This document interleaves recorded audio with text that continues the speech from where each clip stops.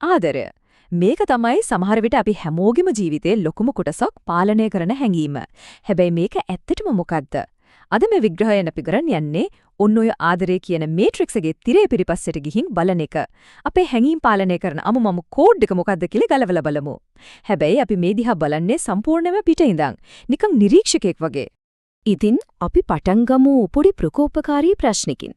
ඇත්තටම අපි ආදරය කියලා මේ හිතාගෙන ඉන්නේ ස්වභාව ධර්මයේ විසින් මිනිස්සු වර්ගයා බෝ කරන්න අටවපු ජීව විද්‍යාත්මක උගුලක් විතරද?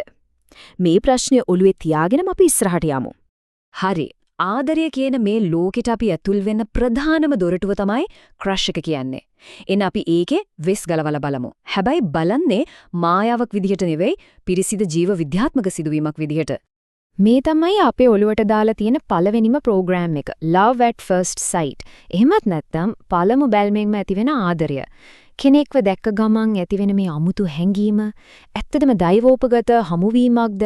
එහෙම නැත්නම් අපේ ඥාන විසින් පටන් ගන්න පළවෙනි විධානයද?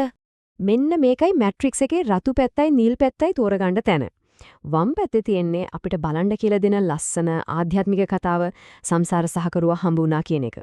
දකුණු පැත්තේ තියෙන්නේ තිරේ පිටිපස්සේ වැඩ කරන වර්ගයා බෝ කිරීම ඉලක්ක කරගත්තු කටුක යථාර්ථය. ඉතින් අපිට මේ කතාබහ පදනම් වෙන්නේ ඔය යථාර්ථය මත.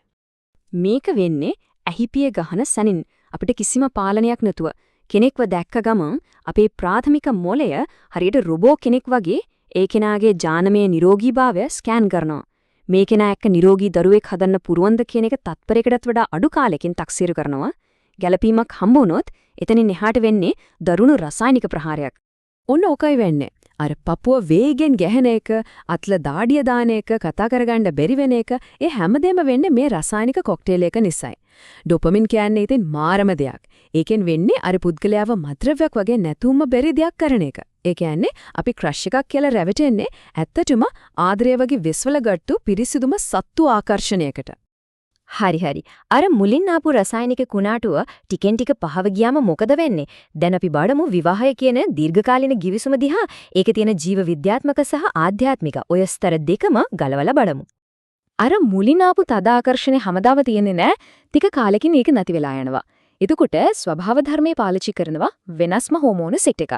ඒ තමයි ඔක්සිටෝසින් සහ වැසොප්‍රසින්.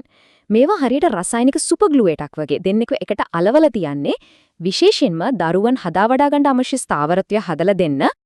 දැන් මේක බලන්නකෝ.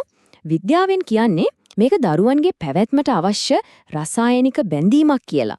හැබැයි බුදුදහමේ එන උපාදානය කියන සංකල්පය පැත්තෙන් බැලුවොත් මේක පේන්නේ තනිකරම තමන්ගේ තනිකම තමන්ගේ අවශ්‍යතා සපුරා ගන්න කරන ආත්මార్థකාමී ගනුදෙනුමක් වගේ. මම ඔයාට ආදරයි කියන එක ඇතුලේ මට ඔයාව ඕනේ කියන අයිති කරගැනීමේ ආශාව සැඟවිලා තියෙන. හිතන්නකෝ මේක බිස්නස් ඩීල් එකක් වගේ කියලා. අපි විවාහය දිහා බලන්නේ ආදර කතාවකේ උච්චතම අවස්ථාවක් විදියටනේ. ඒත් මේ දහමට අනුව ඒක ඇත්තටම ආත්ම දෙකක් අතර තියෙන පරණ කර්ම ණය ගනුදෙනුවක් පියවන්න දාපු කොන්ට්‍රැක්ටුවක්. ඉතින් සම්බන්ධය සතුටින් සරි එහෙම නැත්නම් දුකින් හරි ගෙවිලා යන්නේ අර ණය ගිණුම බැලන්ස් වෙනකම් විතරයි. කවදා හරි ඒ ණය පියවිලා ඉවර වුණාම කිසිම විශේෂ හේතුවක් නැතුවම අර බැඳීම හුස්ම ටිකක් වගේ හිස් වෙලා යනවා. ඔන්න ඔය උපුටා දැක්වීමෙන් මුළු කතාවම සාරාංශ වෙනවා. ඒ කියන්නේ විවාහය කියන්නේ ආදරයේ අවසාන ගමනාන්තය නෙවෙයි ආත්මයන්ගේ ශේෂපත්‍ර සමතුලිත කරන මධ්‍යස්ථානයක්. දැන් අපි බලමු මේ පද්ධතියේ තියෙන බලවත්ම ප්‍රෝග්‍රෑම් එක දිහා. දැන් අපි ස්පර්ශ කරන්නේ සමාජයේ තියෙන සංවේදීම තැනක්. ඒ තමයි මව්පිය සෙනෙහස. අපි මේ දිහාත් බලමු අර කලින් වගේම හැංගීම් පොඩ්ඩක් පැත්තකින් තියලා ජීව විද්‍යාත්මක සහ ආධ්‍යාත්මික ඇසකින්. දරුවෙක් දිහා බලන්න ඕනේ හැංගීම් බරව විතරක් නෙවෙයි ජීව විද්‍යාත්මකව බැලුවොත් දරුවෙක් කියන්නේ තමන්ගේ ඥාන තමන්ගේ DNA එක ඊළඟ પરම්පරාවට අරගෙන යන වටිනාම වාහනය. ඇයි අම්මා කෙනෙක්ට දරුවෙක් වෙනුවෙන් ජීවිතේ දෙන්න උනත් පුරවන්? මොකද දරුවා ඉපදෙනකොටම අම්මගේ මොළයට දරුණු ඔක්සිටොසින් පිපිරීමක් එල්ල කරනවා. ඒක කොච්චර ප්‍රබලද කියනවනම් තමන්ගේ පැවැත්ම ගැන හිතන එකත් අමතක කරවනවා. මේක ස්වභාව ධර්මයේ විසින් තමන්ගේ ඥාන ආරක්ෂා කරගන්න හදපු පට්ටම දියුණු සිකියුරිටි ප්‍රෝග්‍රෑම් එකක්. ආධ්‍යාත්මිකව බැලුවොත් මේක මගේ දරුවා කියන මමත්වය නිසා ඇතිවෙන දරුණුම උපාදානයක්. හරි. දැන් මේ හැමදේන සිස්ටම් එකක් නම් ප්‍රෝග්‍රෑම් එකක් නම් අපි කොහොමද මේකේ වහල්ලු නොවි ජීවත් වෙන්නේ? ඔන්න මේක තමයි අපේ කතාබහේ හරවුම් ලක්ෂය. කෙනෙක් දාලා ගියාම දැනෙන ඒ දරාගන්න බැරි වේදනාව ඒක එන්නේ ආත්මේ නැති වුන නිසා නෙවෙයි. ඒක හරියටම මත්ද්‍රව්‍යයකට ඇබ්බැහි වෙච්ච කෙනෙක්ට ඒක නැති වුනාම එන්නේ withdrawal symptoms වගේ. අවුරුදු ගාණක් මොලේට ලැබුණු ඩොපමින් සහ ඔක්සිටෝසින් ෂොට් එක පාරටම නැවතුනාම ශරීරයේ දෙන ප්‍රතිචාරය තමයි ඒ වේදනාව. මෙන්න මේක තමයි නිරීක්ෂකයාගේ මූලිකම දර්ශනය. ජීවිතයේ අත්දැකීම් එක්ක සම්බන්ධ වෙන ගමන්ම මේ හැමදේම తాවකාලිකයි.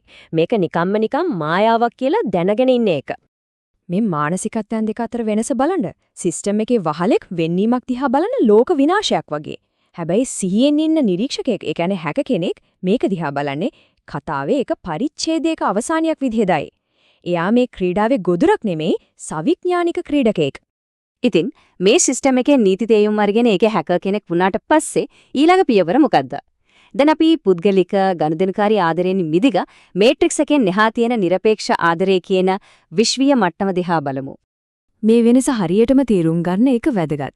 මේට්‍රික්ස් එක ඇතුලේ තියෙන ආදරය කියන්නේ මම ඔයාට ආදරේ, එනිසා මට ඔයාගින් යමක් ඕන කියන ගනුදෙනුවක්.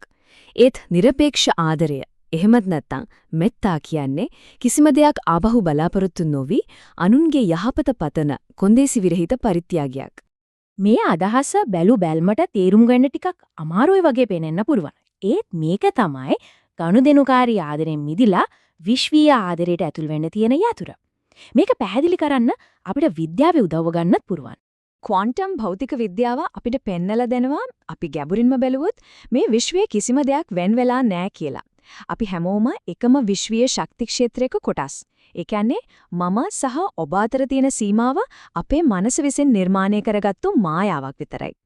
අන්නේ විශ්වීය එකමුතුකම අවබෝධ කරගත්ත දවසට අපේ ආදරය එක පුද්ගලයට සීමා වෙන්නේ නැහැ. ඒක මුළු විශ්වයටම පැතිරිලා යනවා. සතුරෙක් දිහා බැලුවත් අපිට පේන්නේ වෙනස්ම තැනක ඉඳන් මේ විශ්වය ඇතුළේ තමාංගෙම තවත් පිටපතක් විදිහට. විශ්වීය ආදරය කියන්නේ අන්නේ ඒකියත්වය අවබෝධ කර ගැනීමයි.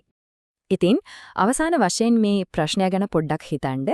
අපි අනිත් අයට දක්වන ආදරය ඇත්තටම යමක් ආපසු බලාපොරොත්තු වෙන ගනුදෙනුවක්ද? එහෙමත් නැත්නම් කිසිම කොන්දේශයක් නැති නිදහස් පරිත්‍යාගයක්, ඒ කියන්නේ තිලිනයක්ද?